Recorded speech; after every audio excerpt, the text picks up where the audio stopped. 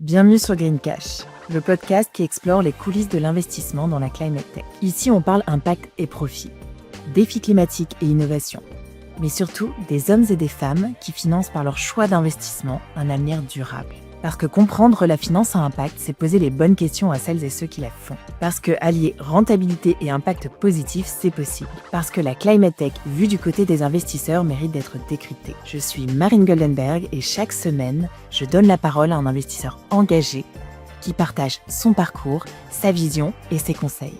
J'espère que cet épisode vous plaira. Je vous souhaite une bonne écoute. Ralentir a changé ma manière d'entreprendre. Chaque année, je parcourais Saint-Jacques-de-Compostelle avec mes enfants. Ces souvenirs restent gravés. Mais il y a 4 ans, ils m'ont lancé un défi. Moins de marche, plus de vélo. L'âge aidant, j'ai accepté. Nous avons traversé l'Europe sur des vélos de ville d'occasion, destination Berlin. Depuis, ces échanges, ces échappées sont devenus essentiels. Chaque année, seul ou avec mon fils, je m'accorde plusieurs semaines pour explorer et surtout pour m'accorder du temps. Chacun son refuge. Certains prennent la mer, d'autres le ciel. Moi, j'ai essayé le yoga, mais je n'ai jamais tenu le rythme. Alors, j'ai trouvé mon équilibre autrement. 7 semaines intenses, 1 semaine de break en vélo. Antioche, 6500 km plus tard, après le tremblement de terre en Turquie, mon fils a eu une idée folle. Lever des fonds pour les victimes et parcourir 6500 km jusqu'à Antioche en vélo. Ce voyage a été un tournant. Il m'a d'abord conforté dans ma relation avec mes associés qui ont accepté mon éloignement. Il a aussi poussé Asterion à se structurer en pôle autonome. Mais surtout, il m'a appris à ralentir pour mieux réfléchir. Pédaler des semaines, c'est accepter le silence, observer avec distance, ajuster ce qui doit l'être. Depuis, ces moments sont devenus essentiels. Nos vies d'entrepreneurs et d'investisseurs sont passionnantes. Mais l'accélération permanente, les urgences, le tumulte peuvent brouiller nos choix. J'ai appris qu'il faut ralentir pour avancer autrement. Accepter l'effort, le silence, l'alignement, retrouver sa justesse, sa place pour mieux agir. Mes équipes, mes amis me demandent souvent d'où vient cette originalité. Elle me définit. Elle définit aussi en partie ce qu'est Asterion. Bonjour Stéphane. Alors, je viens de te lire quelque chose que tu connais, puisque c'est un post que tu as publié en début d'année sur LinkedIn et qui m'a beaucoup inspiré. Et donc, alors je voudrais démarrer ce podcast avec cette introduction et du coup te demander de te présenter un petit peu ton parcours et justement cette vision que tu incarnes de ralentir. Oui, écoute, je sais, c'est ralentir, c'est compliqué le rapport au temps. Mais en tout cas, moi je suis un entrepreneur. J'ai commencé à entreprendre très tôt, toujours, et comme beaucoup d'entrepreneurs, je connais quelques entrepreneurs qui arrivent à avoir un rythme assez posé, à préserver leur soirée ou leur week-end, mais moi j'ai toujours beaucoup investi les projets qui me passionnaient et donc plutôt été consumé par le temps et donc beaucoup de mal à ralentir parce que toujours plein d'énergie pour agir sur le monde. Et effectivement, le vélo a été c'est une découverte assez récente. Ça fait 4 ans maintenant. Et ces grandes parenthèses du temps long pour réfléchir, ça a été vraiment une petite révolution dans ma manière de fonctionner comme entrepreneur. Où quand je vois tout un fond, c'est souvent c'est le même job en fait. Et c'est un job où tu es en permanence en interaction avec plein de gens. Alors, chez Asterion en plus, on a une community VC, on a une très large communauté, donc on est toujours en interaction. Et moi, je traite, je crois que je reçois en moyenne 250 mails par jour, les vrais mails auxquels il faut répondre. Alors des fois, c'est 3 mots. Même pas, c'est juste ceux auxquels il faut répondre. Ouais. Okay. Je te compte pas les autres que tu considères comme des spams. Voilà. Alors ça peut être juste un super deck qui va être regardé par l'équipe fundraising ou l'équipe deal, mais j'ai rarement le temps de me poser et de penser vraiment. Et c'est vrai que ce rituel de vélo, ça m'a permis d'avoir le temps de repenser la stratégie d'une manière, la stratégie d'Asterion en contemplant des paysages et tu réfléchis pas du tout de la même manière. Oui, bien sûr. Et avant, j'essayais de me préserver entre une demi-heure et 1 heure par jour pour faire du yoga. J'ai fait ça pendant 10 ans. c'est pas tellement que je m'y tenais pas, mais c'était devenu une espèce de vraie pression, si tu veux, tous les jours, mon Dieu, il faut que j'arrête mes mails pour faire ma demi-heure de yoga. Et puis pendant mon yoga, je pensais aux 50 mails que je vais prendre. Même en le faisant le matin, la première heure. Ben ouais, c'est l'horreur. Et du coup, ce rythme qui est maintenant passé d'ailleurs à 6 semaines hyper intenses, où genre 85-90 heures par semaine, je vois Suicide Remedy tous les films, je sais plus. Maintenant, c'est 6 semaines, 2 semaines. Et donc, pendant 2 semaines, je pars en itinérance et je fais 100 km le matin, 100 mails et une visio l'après-midi. Et est-ce qu'il y a eu un élément déclencheur, quelque chose, ou c'est arrivé progressivement? C'est un peu comme je raconte dans ce post, c'est que mes enfants m'ont dit un jour, Para, viens à Berlin en vélo, est-ce que ça te chauffe, hein, et c'est en découvrant ce nouveau rapport au temps et le lien qui est quand même très très fort quand tu es à vélo, c'est comme quand tu marches, hein, avec la nature, que je me suis dit tiens, c'est un rythme qui me va, dans lequel je suis bien, et finalement une forme d'élaboration de la pensée qui est un peu différente de celle qui vient en marchant, et les dos sont très chouettes, hein, mais on pense différemment quand le corps est en mouvement. Voilà, j'ai trouvé ce parfait ikigai pour moi, équilibre. Et est-ce que c'est quelque chose que tu essayes d'infuser, parce que c'est vrai qu'on peut dire que si toute ton équipe fonctionnait sur ce modèle-là, alors peut-être que vous avez réussi à mettre cette flexibilité en place au niveau d'Asterion. Est-ce que c'est aussi quelque chose que tu essayes d'infuser au niveau de tes collaborateurs ou peut-être même des entrepreneurs que tu accompagnes? Ouais, alors, écoute, dans l'équipe, je ne sais pas ce que chacun fait, et c'est super. On a vraiment, au sens où c'est un vrai parti pris, chez Asterion, on a un pilier dans notre socle de culture et de valeurs qui est la confiance apprise. Et donc, chacun fait absolument ce qu'il veut de son temps. Je pense que tout le monde est surengagé parce qu'on adore le projet. Mais si quelqu'un veut aller en télétravail pendant 3 semaines quelque part, enfin, voilà, chacun gère sa vie. Et j'espère que chacun arrive à trouver des moments d'équilibre, même si mon rythme à moi est comme peut-être un peu excessif d'avoir des semaines à 80, 90 heures. J'espère que dans la team Asterion, je suis le seul à faire ça parce que c'est assez particulier.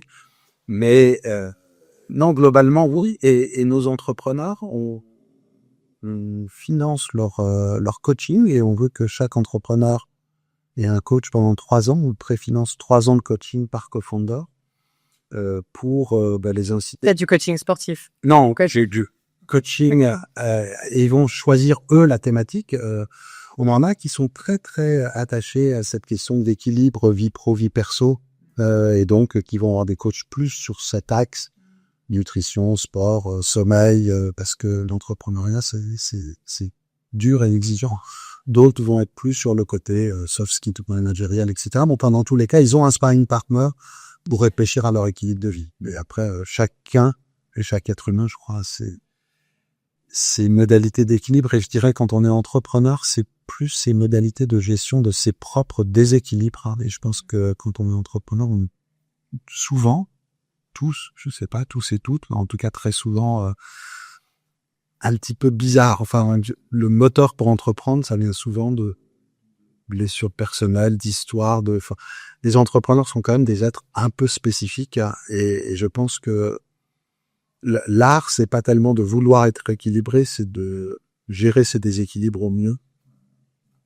Et c'est ce que fait le vélo pour moi, et chacun de nos entrepreneurs, dans nos 20 startups, a ses propres ressources et outils. Oui, et puis je pense que c'est important de savoir comment on se ressource et de préserver ces bulles dans nos vies et dans cette industrie intense. Oui, mais c'est sûr que dans un métier, tout va hyper vite. Et où les sollicitations sont illimitées. Ouais, et puis tu peux toujours apprendre, tu peux toujours découvrir. En plus, dans notre métier de start-up impact, Créer Medtech, t'as des innovations tout le temps et t'es toujours en veille, en curiosité. et à créer des relations, des interconnexions entre des startups et des grandes boucles, entre des startups entre elles, entre des gens, des investisseurs et des startups, des gens qui lui contactent pour dire, ah bah tiens, moi j'ai fait tel truc, j'étais index Google, j'ai envie de bosser dans une startup impact, qu'est-ce que vous pensez d'une startup qui pourrait correspondre à mes skills? Donc, tout le temps, on agit, on connecte, on découvre, et voilà.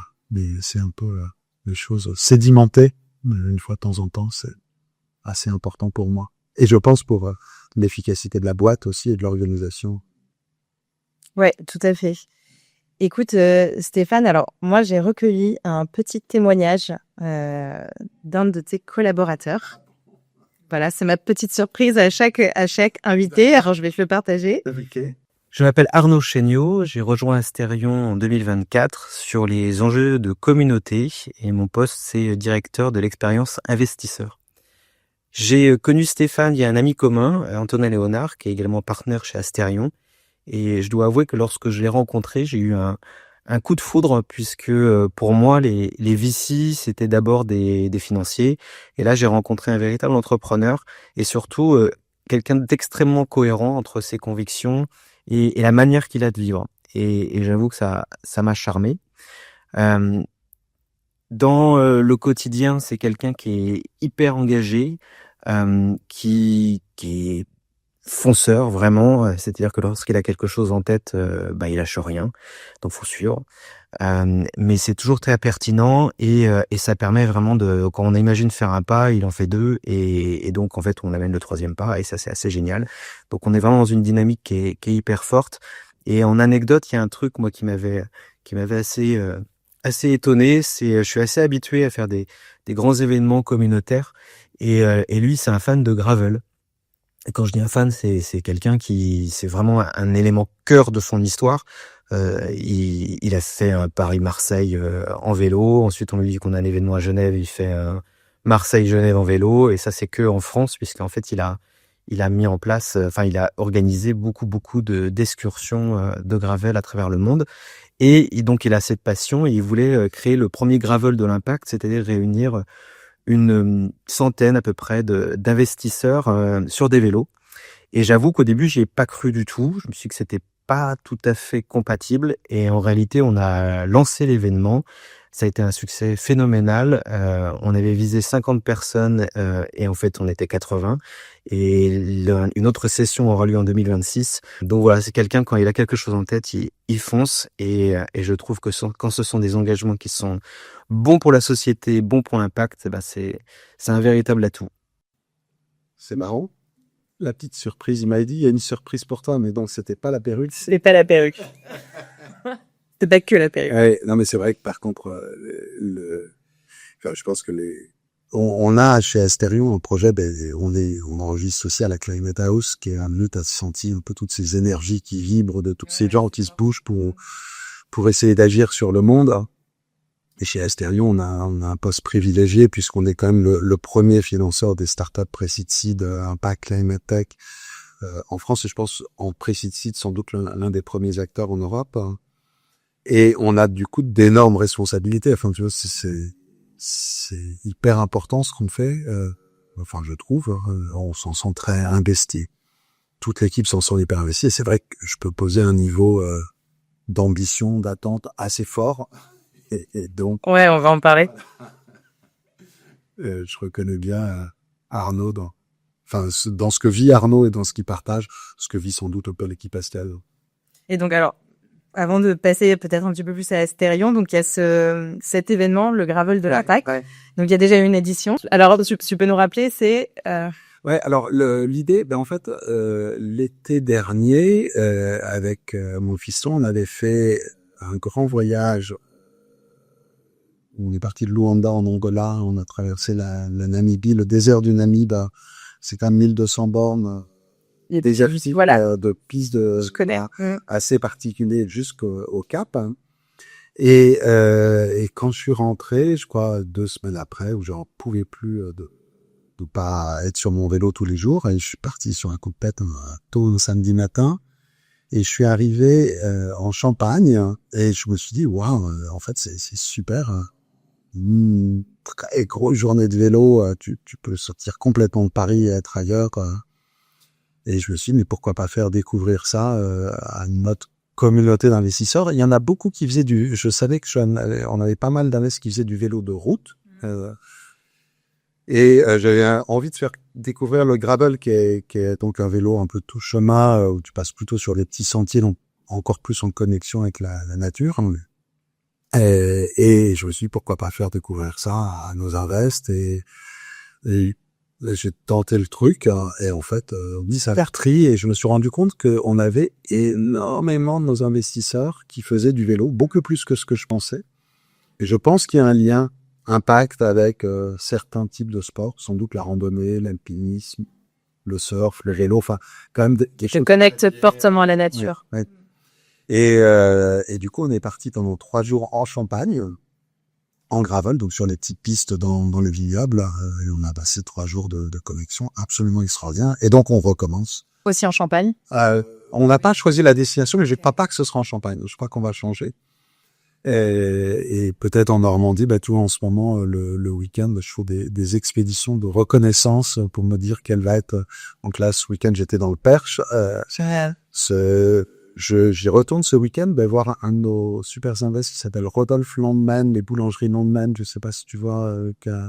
Non, je ne connais pas. Beau réseau de boulangeries à Paris. C'est le plus gros réseau de boulangeries au Japon. Et Rodolphe, il s'est dit un jour, mais je peux plus prendre l'avion pour aller au Japon. Donc, et je change mon mode de vie. Et en fait, je fais des pâtisseries, mais c'est pas du tout végétarien ou vegan, alors que lui est devenu vegan. Et du coup, il a lancé une marque de boulangerie, pâtisserie vegan, Land & Monkey. Et il s'est dit, mais pour faire ça, il faudrait que j'arrive à faire du beurre ou des œufs végétaux. Donc, que je développe des protéines végétales substituts d'œufs. Et là, ça fait un canon. Et il a monté un fonds de dotation pour permettre le retour de la biodiversité au maximum dans nos campagnes, où il a racheté des terres avec sa fondation pour de l'ensauvagement de la Rhine. Tu vois, je vais à vélo le voir ce week-end et voir si c'est un bon parcours pour nos prochains. Ah bah écoute, génial. Voilà. Eh ben, je suis curieuse de connaître la prochaine destination et je prendrai à vous avec plaisir. Ça va être mon objectif. 3 jours, c'est le premier week-end d'avril 2026. Ok. Et là, on lance un petit format qu'on appelle Pocket, où on va essayer de proposer pour tous les gens qui s'intéressent à la climate tech et au gravel de faire une petite sortie les vendredis soirs, partir de Paris vers 17h. Et revenir le lendemain matin à 6h. Non, un truc très soft, 3 heures de vélo, un petit apéro, apéro pique-nique. Alors, parlons maintenant un peu d'investissement. Ouais. Parlons déjà de Asterion. Est-ce que tu peux, pour ceux qui ne te connaîtraient pas, qui ne connaîtraient pas Asterion, est-ce que tu peux nous présenter un petit peu ce fonds et puis voilà d'où ça vient. Alors moi, je suis toujours curieuse de savoir d'où vient le nom. Le nom, c'est un pote auquel je raconte un peu le concept, qui est de dire en fait on est une bande d'entrepreneurs qui avons eu la chance de réussir nos histoires entrepreneuriales, de revendre nos boîtes et on a envie de faire un double give back, aider des first time entrepreneurs, et ça pour nous c'était vraiment important, même des gens dont c'est la première boîte à réussir, puisqu'on a eu la chance de réussir nos histoires et on a toujours été aidés. C'est pas moi les entrepreneurs qui sont des self-made man, j'y crois pas. Ouais, je déteste les entrepreneurs qui ont cette posture, et je crois qu'en fait pour ceux qui ont vraiment réussi, elle est très rare. Et en général, on sait qu'on a eu beaucoup de, certes on a beaucoup bossé, mais on a eu beaucoup de chance, on a eu beaucoup de belles rencontres et des gens qui nous ont aidés. Et donc là, l'idée, c'est d'être dans cette posture de double give back, donc de aider des jeunes entrepreneurs à réussir un projet qui est lui-même bon pour la planète. Et d'intervenir dans la phase la plus dure d'une boîte, qui est le pré-seed seed, donc les tout débuts de projet. Quand t'as pas encore un produit, t'as pas tes clients, t'as juste une idée et une équipe. Et pour réussir ça, le concept, c'était de permettre à de l'intelligence collective d'aider ces jeunes entrepreneurs jusqu'à ce qu'ils puissent voler leurs propres ailes ou marcher tout seuls. Et je raconte ça à ce pote. Et l'Asterion, c'est le point de jonction des plaques osseuses qui forment ta boîte crânienne. Et donc, comment tu mets de l'intelligence collective au service d'un projet. Et il y avait une petite histoire assez sympa avec, qui est que en fait la fin de la formation de la boîte crânienne, c'est quand la fontanelle des petits bébés est calcifiée, et du coup quand ils savent marcher tout seuls, hein, et donc à travers de cette idée d'astérion, il y avait vraiment l'intelligence collective pour accompagner les premiers pas. Ah bah, j'ai bien fait de se poser des questions. Hyper intéressant. Ouais. Euh, C'est un nom qu'on adore, qu'on trouve très porteur du sens de ce qu'on fait. ouais, bah écoute, je m'imaginais pas toute la philosophie qui va derrière ce nom, et je crois pas d'ailleurs que ça figure sur votre site internet, Ça ne figure pas. sur votre thèse d'investissement. Et alors donc, vous avez en plus un modèle donc assez atypique, puisque vous faites à la fois du deal by deal et en plus vous êtes un fonds à capital patient, donc c'est-à-dire qu'il n'y a pas de date de fin au fond. Est-ce que tu peux nous en dire un petit peu plus? Moi, j'aimerais comprendre donc ce que ça veut dire pour à la fois vos entrepreneurs et vos investisseurs, mais aussi est-ce que ce choix, parce que j'avais interviewé notamment Marie Eklund qui a un fonds Evergreen, est-ce que pourquoi vous avez conçu ce modèle avec ces deux paramètres très spécifiques? Ouais. Écoute, je pense que Marie a été assez visionnaire sur l'importance du temps long, et elle a réussi à craquer un vrai truc sur comment embarquer plutôt des investisseurs institutionnels et les convaincre, et c'est son combat, et elle le mène tous les jours, et c'est hyper structurant pour l'évolution de notre monde, le convaincre plutôt des gros détenteurs de capitaux, qu'il y a d'autres modèles que du VC classique 10+1+1, et que ce temps long est absolument nécessaire pour accompagner les transitions dont on a besoin. On partage donc cette même vision. On n'est pas chez ACRM ce qu'on appelle un fonds evergreen, donc c'est pas un fonds perpétuel, hein. On est un fonds en capital patient. Capital patient, ça veut dire quoi? Ça veut dire qu'on reste aux côtés de nos startups dans le temps qui est le bon pour elles. Mais si, et là on vient d'avoir le cas, on avait investi dans une boîte qui s'appelle Axio, qui est un SaaS pour faire des bilans carbone de grosses ETI et aider des grosses boîtes à faire leur plan de réduction d'impact carbone. Et ils ont mis une proposition reprise par APAV, un énorme bureau de contrôle mondial qui a développé toute une partie prévention des risques climatiques. Et pour l'équipe d'Axio, c'était le super projet de rejoindre le groupe APAV et de bénéficier de toutes les synergies sur le portefeuille de clients d'APAV. Et donc, Axios est sorti de nos participations au cours de 3 ans et demi. C'était le bon timing pour eux. Et nous, on est super contents de l'histoire qu'on a accompagnée. Et nos investisseurs sont très contents d'avoir récupéré leur cash avec un joli multiple les bout de 3 ans et demi. Mais on peut avoir des projets où la durée peut être beaucoup plus longue. Dans des boîtes digitales, on dépend souvent d'enjeux de réglementation. On a par exemple investi dans Bocoloco sur la consigne, ou dans Clear Fashion, qui est un peu le cas de la mode. Si je prends le cas de Clear Fashion, on a investi il y a 4 ans. Et Marguerite avait cette vision vraiment pionnière, Marguerite, la CEO, il faut donner une info transparente aux consommateurs, consommatrices sur qu'est-ce qui a fait ta chemise en lin apparemment, et d'où vient ce lin, où est-ce qu'il a été texturé, où est-ce que ça a été fabriqué, être sûr qu'il n'y a pas de colorant toxique pour ta peau, qu'il n'y a pas de gamins qui ont fabriqué tes fringues ou de l'huigo. Et ça dépend beaucoup de législation européenne, de leur déclinaison, de leur transcription en droit français, etc. Et l'affichage environnemental dans le domaine de la mode, le décret d'application est paru, je crois, il y a seulement 15 jours, hein, et ça fait 2 ans et demi qu'on l'attend. Et donc, tu vois, si... Vous faites un peu de lobbying à votre niveau? Alors, on aide nos startups à faire leur lobbying. De plus en plus, on s'équipe pour. Et après, chaque startup va avoir ses propres actions de lobbying. Et c'est souvent le cas pour ces startups sur des sujets de plus, de transformation et d'habitude, hein, qui sont plus dans la déconsommation, comme Bocoloco ou Clear Fashion, où il faut beaucoup de lobbying et il faut savoir attendre. le temps nécessaire pour que ces réglementations fassent émerger des nouveaux business models. Et puis après, on a des deep tech indus, et on croit beaucoup que dans la climate tech, il faut aussi des solutions industrielles, changer l'industrie.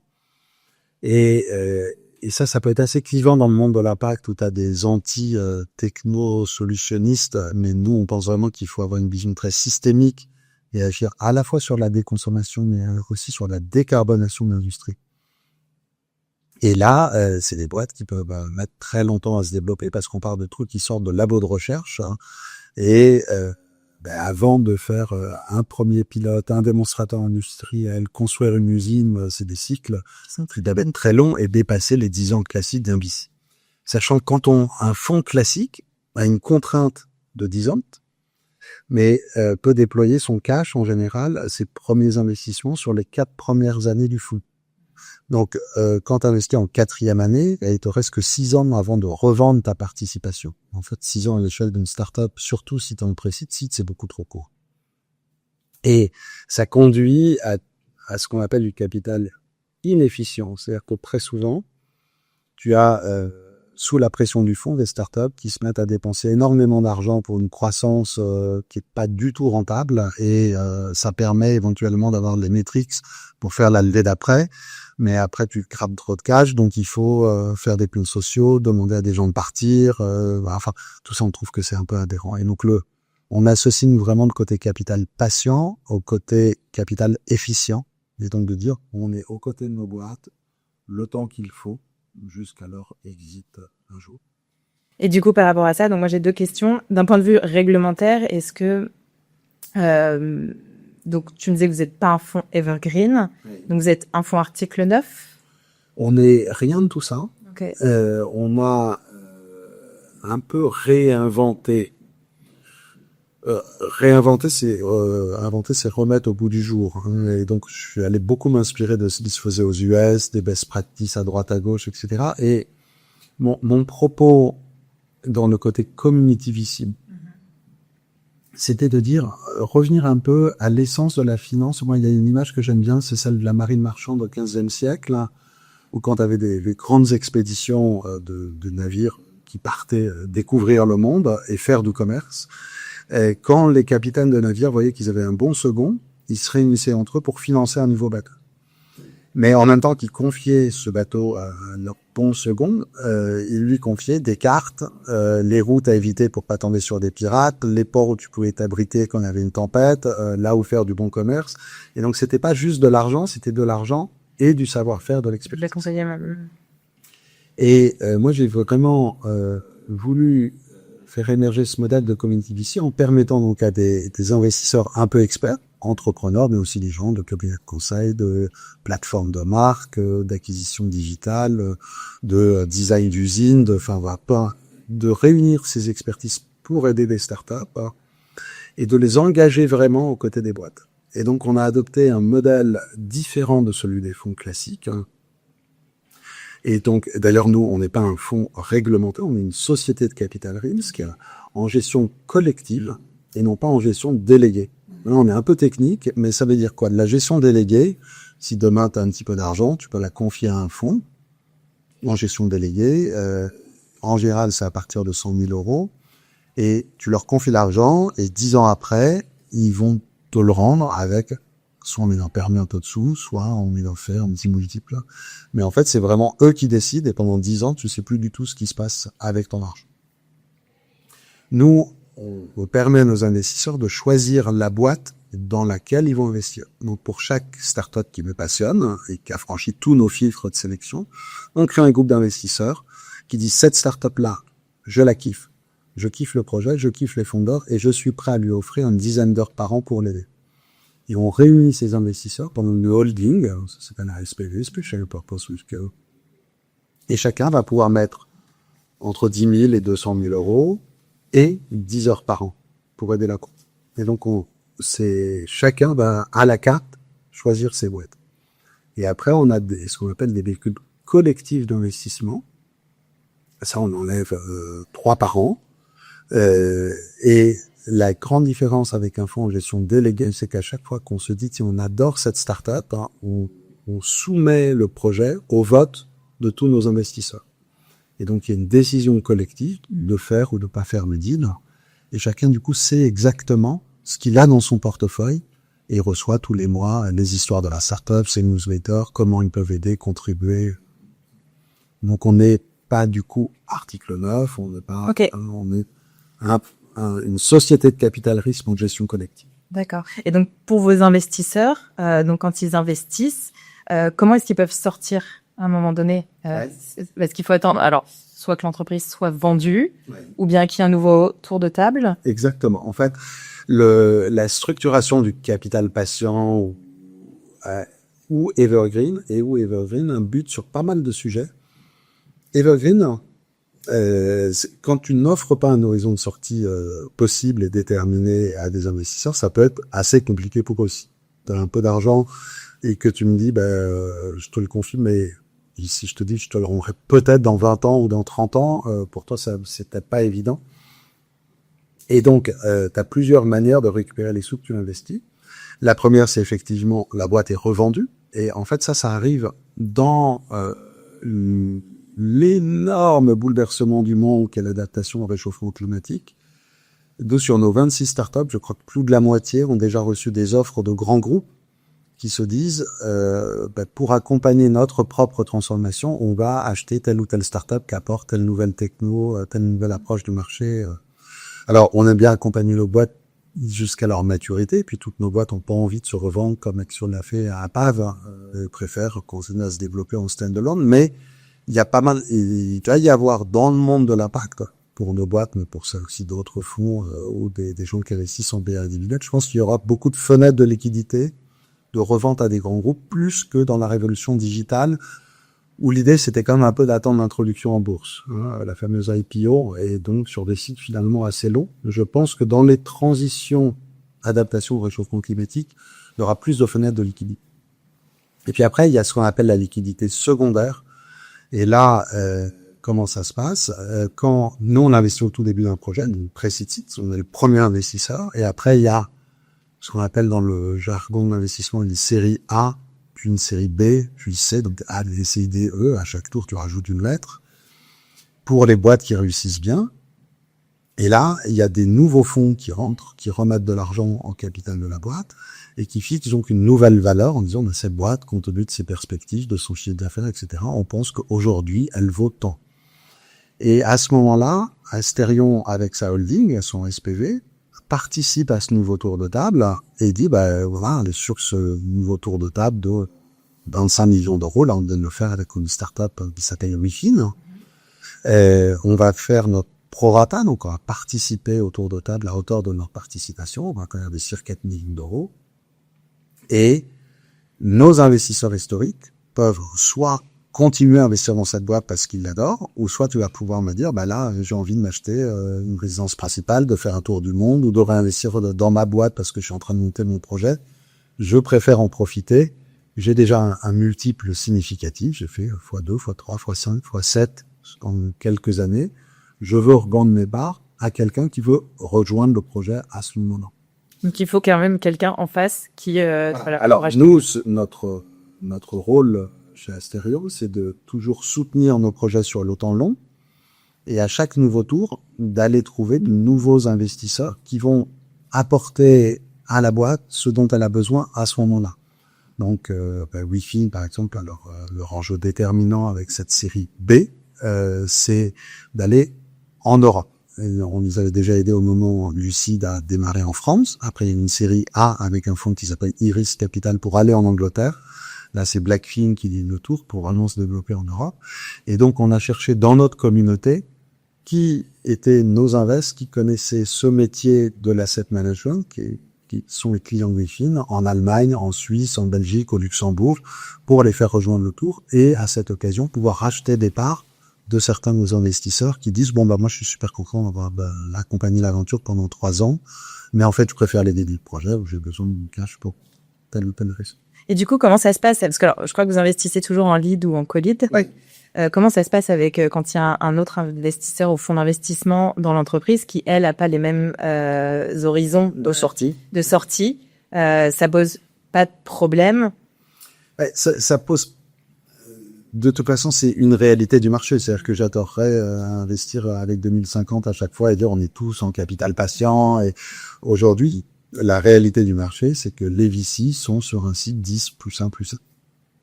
Donc, on a toujours des fonds qui ont des horizons de sortie plus courts que les nôtres. On essaye d'être vigilant à ce qu'ils soient en début de déploiement de leurs fonds, sur les 10 ans qu'ils soient plutôt en année 1 ou 2 qu'en année 3, 4, voire 5, pour se donner un maximum de temps. Et on sait qu'un jour ou l'autre, ce fonds devra sortir. Mais le fait que nous, on soit là et qu'on ait une part significative du capital et qu'on assure la permanence et la garantie aux côtés des entrepreneurs de leur vision, leur mission, permet d'organiser, on l'espère, on verra ce qui se passera dans. Nous, on a démarré il y a 4 ans, je te dirais rendez-vous dans 6 ans, au moment de 850 de Green Cash. Mais normalement, on espère pouvoir mieux accompagner nos startups pour organiser la rotation du capital de ces fonds qui, eux, ont besoin de sortir plus tôt. Ok, très clair. Et alors sur l'aspect deal by deal, tu disais que aux US, c'est une pratique qui est beaucoup plus, qui a plus de maturité. Ouais. Est-ce que tu as des exemples pour illustrer ça? Écoute, des exemples, on trouve partout. En fait, t'as énormément de business angels aux US, un mot de smart money, qui nous, ce qui nous intéresse, c'est vraiment des gens qui peuvent apporter autre chose que leur argent. Pour que ça existe, il faut que tu aies un écosystème mature, donc d'entrepreneurs qui ont noté leur boîte, qui les ont vendus, ou de C-level dans des boîtes tech, qui ont acquis beaucoup d'expérience et qui ont gagné suffisamment d'argent pour pouvoir réinvestir dans des startups. Et des club deals ou des fonds en deal by deal ou des fonds vintage, enfin donc plein de déclinaisons de modèles, c'est devenu la dominante aux US de réunir des équipes d'operating angel pour accompagner les produits. Et en France, c'est devenu possible, je pense quand on a démarré, il y avait aussi dans des gens qui ont adopté des modèles proches, One Ragtime, qui est pas Impact, mais qui est dans cette même vision de club deal et de réunir la smart money. Il y avait Side Angel, monté par Renaud Guillain, qui est d'ailleurs notre partenaire qui structure le back-office de Modil. Et ça, c'est devenu possible à partir du moment où tu avais des entrepreneurs de la tech français qui avaient vécu un cycle complet de développer leur boîte et de sortir avec un peu de cash et ou un peu de temps. Et quand on a lancé Acerion, c'était ce moment où l'écosystème commençait à se structurer. Tu avais des clubs de BA, souvent plutôt pour des... Les clubs de BA venaient beaucoup de la défiscalisation ISF, donc c'était plutôt des gens un peu âgés ou des gens cadres dans des grands groupes. C'était pas très tech. Les entrepreneurs de la tech, ils étaient plutôt BA individuels, à mettre des tickets chacun de leur côté dans le bois. Ce qui posait beaucoup de questions d'organisation, de la gouvernance pour les startups, parce que quand tu as 30 investisseurs différents, qu'il faut tous les mettre d'accord pour modifier ton pack et tout, c'est souvent un cauchemar. Et je pense que avec notre initiative et puis celle des quelques acteurs que j'ai cités, on est en train de se structurer vers ce modèle de club deal à chaque fois où un entrepreneur va toujours essayer de structurer sa communauté de BA dans un SPV ad hoc. Tu as des outils comme Roundtable qui sont développés, qui permettent de faire ça vraiment assez facilement. Et donc, le marché va dans le sens de cette structuration, je pense. Et alors, je voyais aussi sur votre, je m'éloigne un peu du sujet deal by deal, mais pour revenir à votre thèse d'investissement, donc je voyais sur votre site que vous avez une approche systémique de l'investissement. Comment est-ce que ça se traduit concrètement vous dans votre stratégie? Moi, la manière dont je le perçois, c'est que vous allez essayer d'investir dans des entreprises sur toute la chaîne de valeur. Est-ce que c'est ça ou C'est un peu plus vaste que ça. C'est de dire en tout cas, il y a urgence pour changer le monde. C'est pas de la blague, le réchauffement climatique, on le sent, on le vit maintenant, je trouve depuis quelques années. Enfin, on le ressent physiquement. Ouais. il faut aller vite. Et pour aller vite, il faut prendre, selon nous, le problème par tous les bouts. C'est ce que je te disais un petit peu en entrée de jeu. Il y a des boîtes qui sont très sur la déconsommation, le changement d'habitude, et on pense qu'il y a besoin d'une vraie forme de décroissance. Et tu as des boîtes qui sont plus techno-solutionnistes. Tu as des secteurs d'activité dans l'énergie, bien sûr, hein, mais dans la mode, on peut en parler, je te donnerai ça comme illustration de la vision systémique juste après. Mais il faut agir sur tous les secteurs d'activité. Et puis, il faut accompagner toutes les transitions. Et je ne crois pas qu'on puisse être un fonds. Alors, bien sûr, tu as des fonds, par exemple, que sur la tonne de CO2 économisée. Mais moi, je crois que pour avoir des vraies transitions climatiques, il faut aussi accompagner les transitions sociales et sociétales. Et tu peux pas parler juste transition écologique si derrière tu as un mouvement comme le Gilets jaunes. Hein. Et donc, prendre le problème d'une manière assez holistique et de se dire à chaque fois qu'il y a une start-up qui porte un projet qui veut œuvrer pour un monde meilleur, plus désirable, plus soutenable, si c'est une start-up sociale, sociétale et ou climate tech, bien sûr, il faut les soutenir.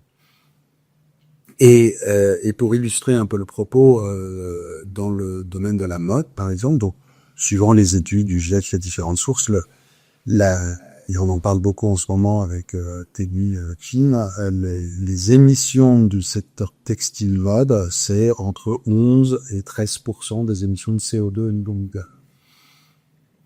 Et donc, Fair Fashion, hein, qui a cet étiquetage environnemental, te permet de savoir, pour chacune de tes fringues, quelle a été son émission en termes de CO2, et puis ces différents facteurs sur la biodiversité, le bien-être animal, etc. Et donc, en ayant cette prise de conscience, tu peux un peu mieux discerner dans tes achats et te dire, waouh, quand même, ça, ma paire de baskets, elle a émis 17 kilos de CO2 pour sa fabrication. Je vais peut-être prendre celle qui a plutôt émis 10 kilos de CO2. Donc là, tu es sur les changements d'habitude. Et on a investi aussi dans une boîte qui s'appelle Everdye. C'est des biopigments pour l'industrie textile. Dans ce gros paquet d'émissions de textile, tu as à peu près 40% qui viennent de l'industrie de la teinture. Il faut chauffer pendant très longtemps, de quoi 24, 48 heures à des températures assez élevées, des fibres ou des tissus pour les teindre. Et Everdye, c'est des biopigments qui permettent de déposer des pigments à froid sur les fibres textiles et sans pétrochimie. Et donc, c'est vraiment une révolution qui consomme 8 à 9 fois moins de CO2 et qui ne pollue pas les eaux de rivières, fleuves, océans, auprès desquels sont souvent implantées les teintureries. Et donc là, on est vraiment dans de la chimie, dans des usines, mais qui révolutionnent une manière de faire et qui pèse la teinture. C'est donc à peu près 4 à 5% des émissions de CO2 au niveau mondial. Tu vois, on peut prendre le sujet pour éduquer les consommateurs et changer leurs habitudes, mais travailler sur une solution industrielle pour des acteurs divers et variés de ce monde textile. C'est un peu ce qu'on veut dire par cette approche. Ok, c'est très clair. Et maintenant, je voulais parler un petit peu de votre ambition chez Asterion. Donc, vous ambitionnez devenir un des acteurs, et vous êtes peut-être déjà parmi les acteurs principaux en Europe sur l'amorçage. Alors, quels sont un peu les prochaines milestones pour vous, voilà. Ouais. Quels sont les objectifs? Écoute, on a l'impression d'avoir, avec notre modèle de community VC, qui est vraiment hyper structurant pour nous. Le côté, on a que de la smart money et de gens vraiment engagés. Et en fait, on a un outil d'empowerment pour les gens qui nous écoutent là maintenant, mais qui passent à la Climate House, tous les gens qu'on rencontre pour dire, mais en fait, vous pouvez agir. Vous pouvez aider des entrepreneurs formidables en mettant un peu d'argent et un peu de temps. Quel est le ticket d'entrée pour... C'est à partir de 10 000 euros, okay. Court dans un deal, et pour des gens qui sont jeunes et qui ont peu d'argent, mais qui ont déjà une vraie expertise et vraiment envie d'aider telle ou telle boîte, tu vois, un data scientist qui démarre de 26, 27 ans, a pas forcément 10 000 euros à mettre dans une boîte. On fait des demi-tickets à 5 000 euros parce que leur expertise est hyper précieuse. Et donc, ce modèle de community VC, il est incroyablement efficace. Et ça, on commence vraiment à le démontrer côté Asterion. On a démarré il y a 4 ans, on a 26 boîtes et elles sont toutes en vie. Enfin, on en a vendu une, là, Axio. Mais quand tu fais du pré-seed seed, avoir un tel taux de survie après 4 ans, c'est hors norme. Et c'est grâce à ce modèle de community VC et à cet engagement d'Hypersmart Money et au fait que c'est pas de l'argent institutionnel, ça vient pas de ton assurance vie qui est passé par chez AXA qui redispatche l'argent totalement anonyme. Pour beaucoup de fonds, leurs LP sont des institutionnels. Là.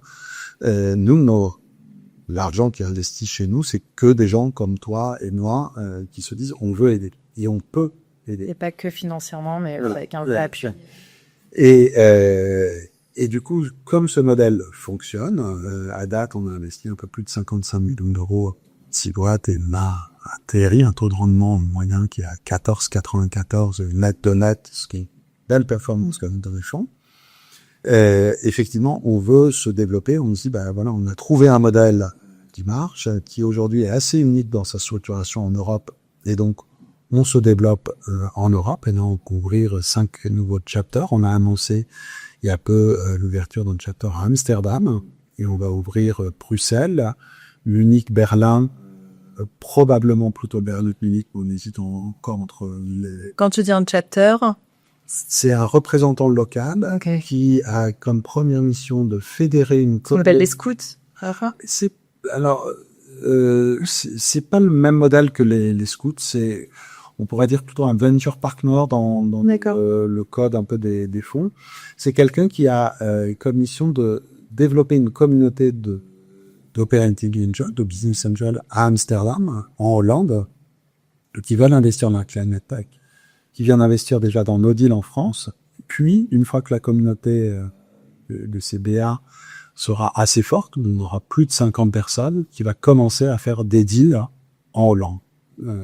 Auxquels nos BA français vont pouvoir contribuer. Donc un chapter, c'est un plan d'ouverture sur 2 ans d'un bureau autonome dans une grande ville européenne qu'on va avoir Genève, Lausanne, Barcelone, Bruxelles, Amsterdam et donc Berne.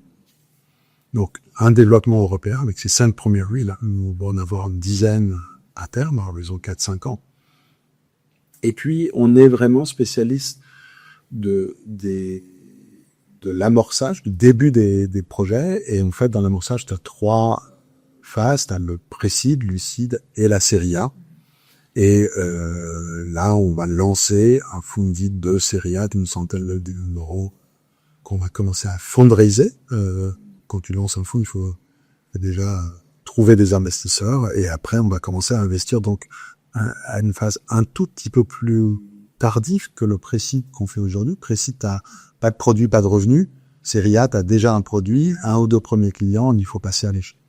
Donc on a ce projet là qui est assez important pour nous, développement européen, le fonds de série A, un très fort renforcement de notre pôle accompagnement pour aider vraiment au business de nos startups. On travaille de plus en plus avec des grands corporates pour les accompagner dans leur transformation.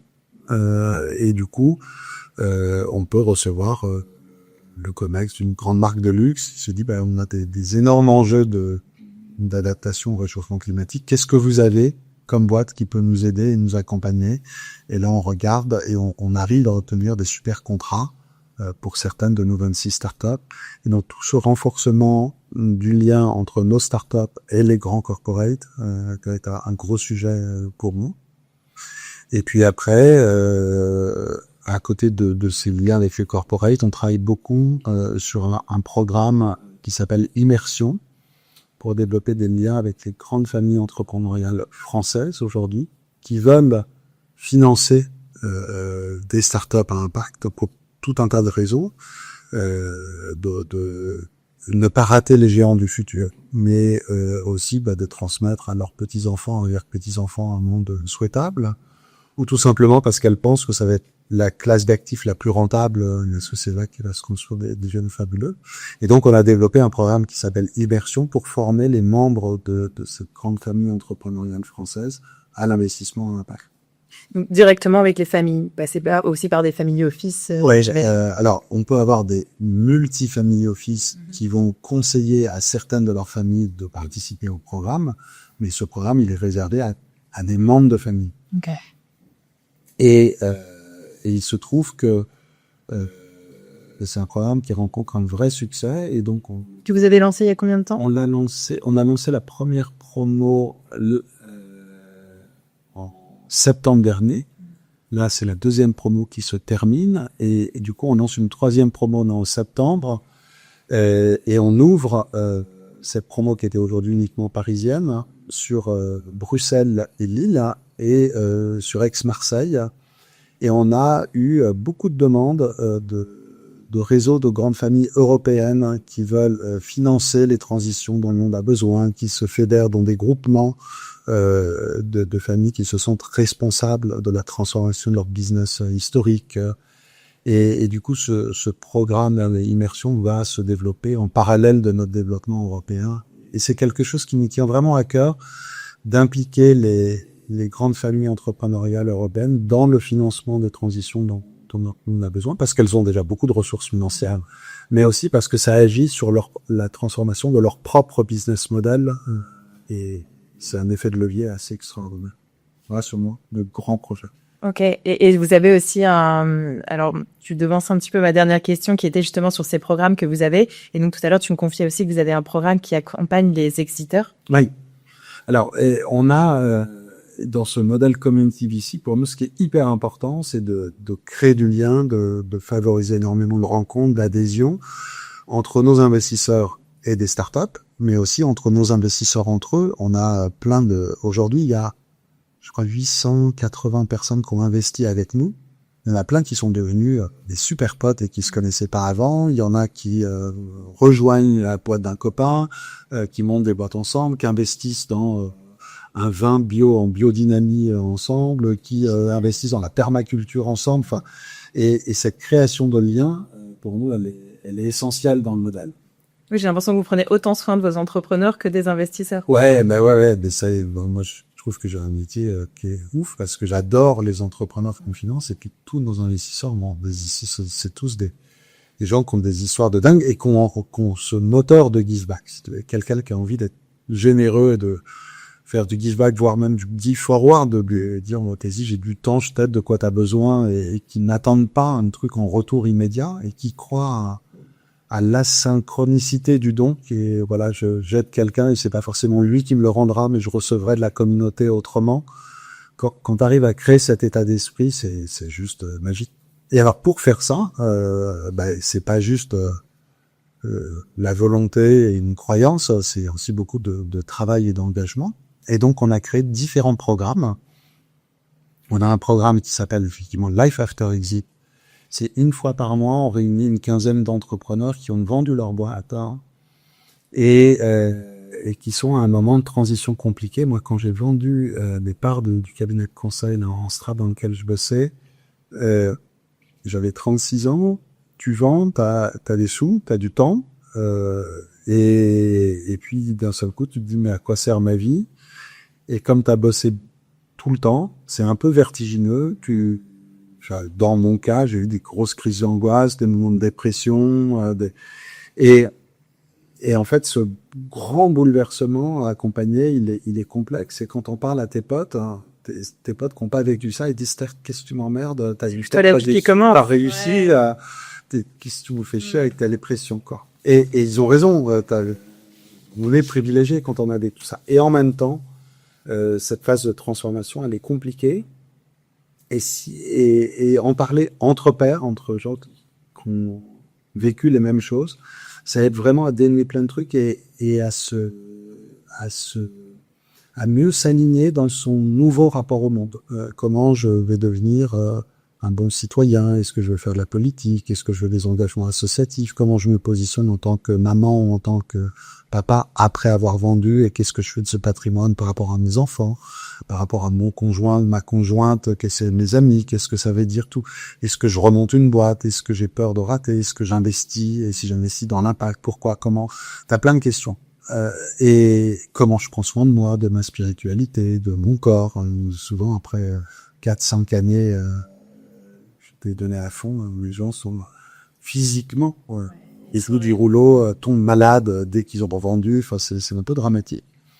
Et donc là, l'idée, c'est ce partage entre pairs qui permet à chacun de peut-être en ressortir un tout petit peu plus aligné et donc agir un peu mieux sur le monde.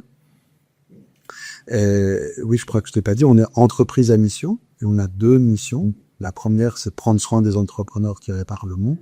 Et la deuxième, c'est former, éduquer les détenteurs de capitaux pour financer les transitions dont on plus de besoin.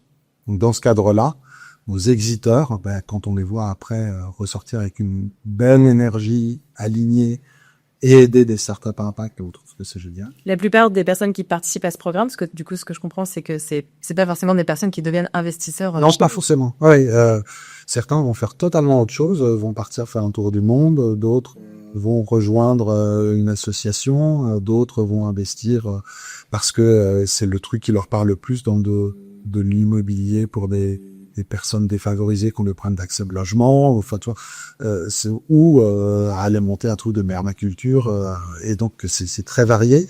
C'est des gens qui se posent ces questions. Donc ça, c'est le programme Life After Exit. Immersion dont je t'ai parlé pour les noms de familles entrepreneuriales. Les Gravels de l'Impact est un vrai programme pour tisser du lien. On fait des salons et des fêtes. En fait, à Stérion, on est né. Nos premiers bureaux, c'était dans les anciennes éditions du Cherche-Midi. Donc, tu avais une tradition de salon littéraire. Okay. Et du coup, on s'est dit, on va faire les salons de l'impact. Et donc, on a commencé à faire des fêtes où on boit des verres et on parle du monde de demain, de ce dont on rêve. Et donc, nos salons, c'est des moments hyper importants pour nous. Et maintenant, on en fait dans de plus en plus de villes. Arnaud disait qu'il était à l'eau de Marseille, à Genève, à vélo. En fait, j'ai fait un petit tour de France pour aller dans les villes rencontrer nos investisseurs et faire des fêtes et créer du lien. Et là, on lance un nouveau programme qui s'appelle Invest Like a Woman, vraiment pour les femmes qui veulent investir. Et il y a souvent un petit sujet de passage à l'acte, de petits freins à l'investissement. Alors, il y a bien sûr et là, c'est une des grosses disparités d'accès au capital entre les femmes et les hommes, mais il n'y a pas que ça. Et on pense qu'on peut pas faire de l'impact et choisir les projets qui vont faire notre monde de demain si on le fait en étant une bande de mecs, quoi. Alors, on n'a aucune chance de réussir un monde meilleur si c'est que les garçons qui décident. Donc, la parité pour nous, c'est hyper important. Et donc, on lance ce programme Invest Like a Woman. On lance bientôt un nouveau programme qui est Life After Comex, et en fait là on a de plus en plus d'anciens dirigeants de boîtes du CAC 40 qui nous rejoignent juste après leur retraite ou juste avant leur retraite pour préparer aussi cette transition. Je dirigeais un énorme groupe, mais comment maintenant je peux aider des jeunes entrepreneurs à réussir. Donc tu vois, on décline un peu comme ça différents programmes d'engagement. Et l'idée, c'est toujours la même, c'est comment on peut permettre à des gens qui ont une expertise et un tout petit peu d'argent d'agir pour un monde. Je trouve ça fascinant de voir que vous avez vraiment pensé à toutes les parties prenantes, en fait, de la même manière que vous avez une approche tout à fait holistique, en fait, de comment approcher la transition climatique, mais aussi cette approche aussi holistique de on prend soin de nos investisseurs ont différents profils et on a déjà réfléchi aux problématiques de vie qu'ils peuvent rencontrer à certains moments. Oui, c'est un peu peut-être la différence, si tu veux, entre un fonds monté par des financiers et puis un fonds monté par des entrepreneurs où tous les partenaires d'Astérion sont des gens qui ont créé, revendu leur boîte, et nos investisseurs sont essentiellement des entrepreneurs. Donc, ça s'est fait un peu tout seul. C'est pas vraiment un plan. Astérion, je me suis pas dit un jour, tiens, je vais monter une nouvelle boîte, je vais faire un fonds d'investissement. C'est l'émanation spontanée d'un collectif qui a petit à petit grandi et qui s'est structuré maintenant comme un truc qui est super pro et je pense qu'on commence à être reconnu dans notre manière d'investir, mais c'est un projet qui a une forme de spontanéité pour faire vivre différents strates de collectifs. Alors, chez Astérion, je dirais dans l'équipe opérationnelle au quotidien, vous êtes combien ? On est 25 maintenant. Basé ici à la Climate House ? Alors, on n'est pas tous à la Climate House. Et je te disais ce grand principe de liberté. Totale liberté. Arnaud, qui nous a fait l'amitié de ce petit témoignage, lui, il est la plupart du temps, il vit au Cap Ferré et il vient à Climate House une fois de temps en temps. On a Diana qui développe, oui, je t'en ai pas parlé, mais je t'ai parlé de notre développement en Europe. On a aussi un gros développement international. En fait, grâce à notre ami Trump, l'Europe devient le centre du monde pour l'investissement impact climate tech. Et on a un truc en Europe qui est dingue. Tous les talents qui sortent de grandes écoles ou des grandes facs veulent aller bosser dans l'impact ou la climate tech. Enfin, tous de 30, 40, 50% suivant les écoles, qui sont plus ou moins engagés. Mais enfin, tu fais le même sondage aux US ou à Shanghai, t'as pas du tout ces chiffres-là. On a une maturité citoyenne qui est hors norme. On a un cadre réglementaire, même si là, s'il est un peu détricoté en ce moment, enfin, qui reste quand même le plus favorable possible pour faire émerger des business models impact. Et on a des financements publics, que ce soit via la PPI ou les financements européens, qui sont hors normes sur ce tech. Et du coup, tu vois, là, il n'y a pas longtemps, on a eu beaucoup de Québécois qui nous ont contactés en disant, avec la guerre commerciale avec les US, on veut investir en zone euro, on veut investir dans l'impact, et on aimerait bien venir investir chez eux. Et donc, on développe aussi des responsables de communauté à San Francisco, à Sao Paulo, à Montréal. Et donc, on a des gens, quand je te dis 25, c'est 25 équivalents temps plein, mais en people, on est un peu plus nombreux parce qu'il y a des gens... par exemple, Diana, qui s'occupe de les bureaux à San Francisco, elle passe à Sterno. Pour elle, c'est un side project sur lequel elle doit passer pour 3 ou 4 jours par mois, tu vois. Et au bureau à Paris, on doit être je sais pas, 18 ou 20, un truc du genre, quoi. Ok. Donc déjà une belle équipe. Ouais. Alors, pour revenir un petit peu sur la climate tech, est-ce que toi, alors c'est vrai que vous êtes sur pas mal de verticales finalement chez Asterion. Est-ce que tu vois, toi, des verticales qui vont particulièrement émerger dans les mois, années à venir? Est-ce qu'il y a des secteurs qui attirent particulièrement ton attention? Oui. Alors, on n'est pas... t'as beaucoup de fonds qui ont une vision très prospective. On va faire une grande étude de marché de la nouvelle tendance 2. On s'interdit de faire ça, en fait, de notre côté, où on veut rester toujours très curieux de ce qui émerge spontanément du terrain. Et donc, on reçoit plein de DAC, plein de projets. On en reçoit à peu près 50 par semaine, 200 par mois. Donc ça, c'est un volume incroyable, notamment grâce à la communauté. Tous les gens qui investissent avec nous reçoivent des decks de gens de leur boîte, etc. et les redirigent vers un système. Et on est toujours hyper curieux de ce qui peut se passer. Et donc, vous regardez tous les decks que vous recevez? On regarde tous les decks et l'équipe deal, partner et analyste et associate, tout le monde regarde tous les decks et score tous les decks. Et on n'a pas une vision comme ça thématique. Maintenant, oui, on peut voir année après année émerger des cycles. Tu vois, je te parlais d'Axio il y a 4 ans, c'était le grand moment bilan carbone et décarbonation. Aujourd'hui, on a investi là il y a 6 mois dans une boîte super qui s'appelait Darwin. C'est un peu la nouvelle vague qui prend un peu le relais du bilan carbone. D'ailleurs, c'est une brique qui se plug dans les boîtes qui font du bilan carbone pour faire la mesure de l'impact sur la biodiversité des pratiques des grands groupes.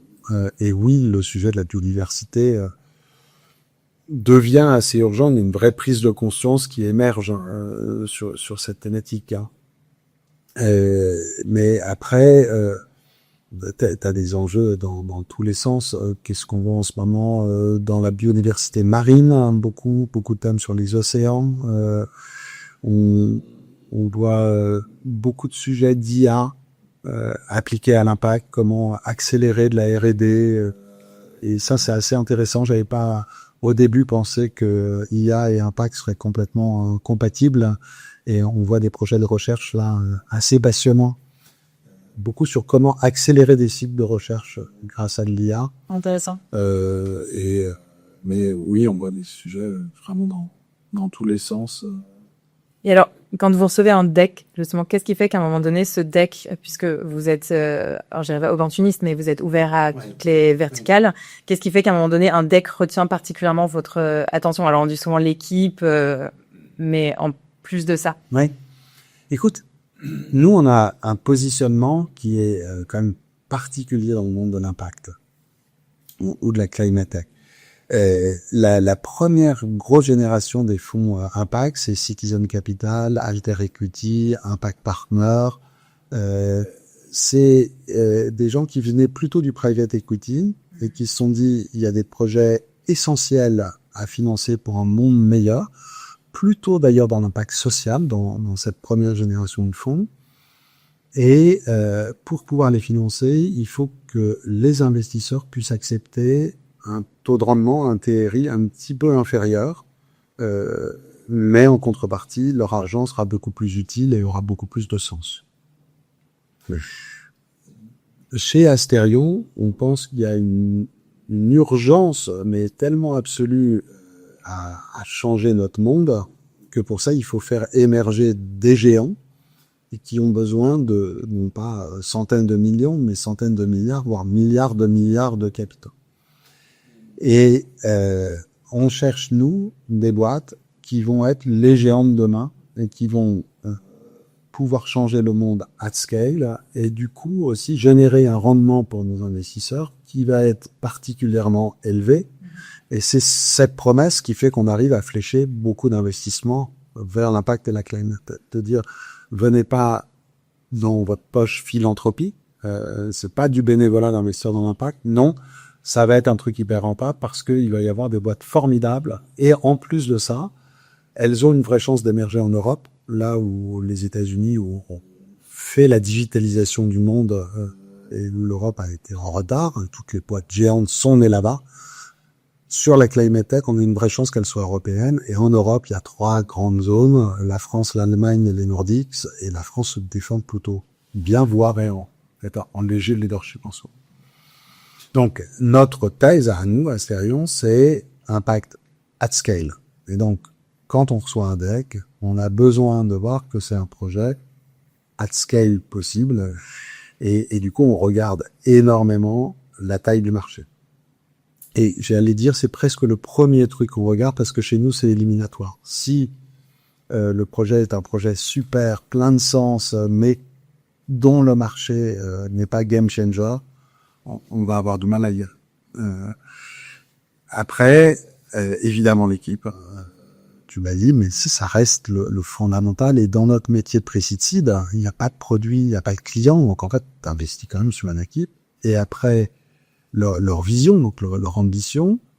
Dans l'équipe, leur why profond est hyper important pour nous.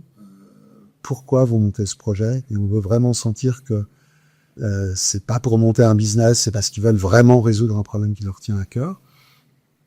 Et donc, tu as le marché d'un côté qui doit être énorme, une équipe top, et après, ce qu'on regarde et sur lequel on passe beaucoup de temps, c'est leur go-to-market. Et il faut que, dans le deck, leur manière d'adresser ce marché, cette segmentation de marché et la première cible, leur premier pas dans ce marché, qui vont être leurs premiers clients, et pourquoi, et comment ils vont leur parler, comment ils vont les toucher, c'est cette première capacité d'exécution qui nous tient vraiment à cœur quand on reçoit un deck d'une startup pré-seed.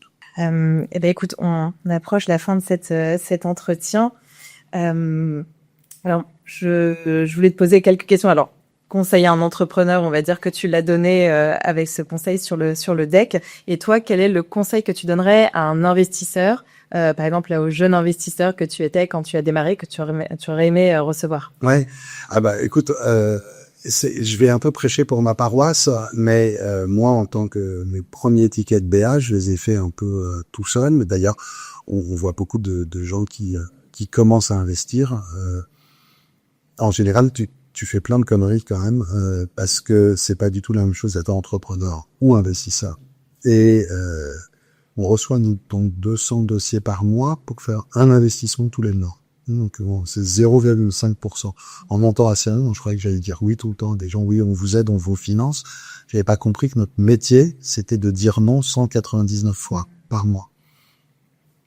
Et en fait, pour retenir un projet, il faut quand même avoir coché beaucoup de cases. Et par exemple, avoir fait un ref check des fondeurs et avoir appelé leurs potes, leurs profs, leurs employeurs précédents, et savoir qui sont ces entrepreneurs sur lesquels tu investis.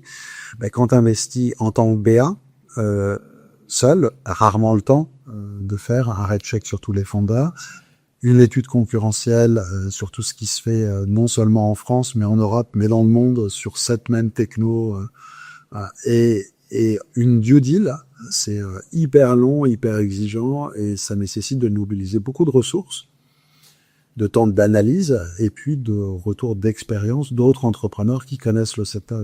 Et donc, mon premier conseil pour quelqu'un qui veut passer un investissement, c'est de pas le faire seul et de rejoindre soit des structures du club deal, de deal by deal comme nous, soit des réseaux de potes, d'alumni, voilà, il y a plein de manières d'investir en collectif, mais je pense que c'est important d'investir en collectif. Maintenant, est-ce que tu pourrais nous partager une personnalité qui t'inspire? Alors, pas forcément dans le monde de l'entrepreneuriat ou de l'investissement, peut-être une personne dans le sport ou une autre personne engagée. Ouais, alors dans le sport, moi, il y a une femme qui m'inspire énormément, c'est Nathalie Bayon, qui a gagné. Elle a le record du monde de la traversée de Nordkap en Europe jusqu'au détroit de Gibraltar en gravel, et elle a gagné la Silk Road Mountain Race, qui est une course c'est de l'ultra endurance, et ça dure 11 jours, et je crois qu'elle a dormi en moyenne 40 minutes par jour pendant 11 jours d'affilée. C'est le plus grand exploit que je trouve complètement dingue, et qui, quand tu l'écoutes dans ces podcasts, est hyper intéressant parce que quand tu fais de l'ultra-endurance comme ce qu'elle fait, tu as toujours ce parallèle avec l'entrepreneuriat de à quel moment je suis dans la résilience et la persévérance, et à quel moment je suis dans l'obstination déraisonnable et où je me mets en risque et où il faut savoir s'arrêter et renoncer pour mieux repartir. Et je trouve que c'est un axe très inspirant. Et après, il y a une autre grande source d'inspiration pour moi en ce moment, parce que je trouve que ce qu'elle fait, c'est formidable. C'est Clara Deletraz. C'est avec elle qu'on a monté Life After Exit, parce qu'elle avait aussi vécu, après avoir revendu Switch Collective à la Maïf, c'est toutes ces turbulences de l'après-session. Et donc, les premiers formats de Life After Exit, on a monté ça ensemble avec Clara. Et elle a lancé un mouvement qui s'appelle Ensemble. Il faut qu'on parle pour réconcilier, essayer de faire en sorte que d'atténuer la polarisation de nos sociétés, et que les gens qui ont des points de vue très très différents arrivent à se parler. Et il y a plein d'initiatives qui sont nées de son mouvement Ensemble. Et je trouve que tout ce qu'elle fait, c'est hyper inspirant et hyper transformatif. Et je te disais, pour avoir un monde meilleur, plus souhaitable, il faut accompagner aussi des transitions sociales, sociétales, et c'est pas juste des startups qui me changent, quoi. Et alors, pour finir, est-ce qu'il y a une actualité que tu veux nous partager, tu nous en as partagé pas mal, au sujet d'Astérion, et est-ce que tu peux nous dire aussi où est-ce qu'on peut te suivre et te contacter? Oui, alors, pour me suivre, ce qui marche super bien, c'est LinkedIn, et je réponds toujours et assez vite, et donc le mieux c'est m'envoyer un petit message, accompagner la demande de connexion de quelques lignes, ça fait qu'il y a une réponse plus rapide que si c'est juste une demande de connexion, et c'est là où je suis le plus efficace. Et après, écoute, actu récente, nos différents programmes, c'est vraiment je pense les choses qui nous passionnent en ce moment, que ce soit Invest Like a Demand, Immersion pour des familles, ou Life After Exit pour les éditeurs. Ok, super. Écoute Stéphane, un immense merci pour ton temps, pour toutes ces explications. J'étais ravie d'échanger avec toi. C'était super, merci pour ce moment d'échange. Et puis j'espère avoir le plaisir de t'accueillir à nouveau. Eh ben oui, et puis à bientôt sur le gravel alors. Avec plaisir. Vous venez d'écouter Green Cash, le podcast où l'argent vient financer un avenir fertile. Si cet épisode vous a plu, s'il vous a inspiré, partagez-le, abonnez-vous et laissez-moi un avis 5 étoiles. Je sais que c'est pénible, mais c'est très précieux pour moi et mon travail. On se retrouve très vite pour un nouvel épisode. À bientôt sur Green Cash.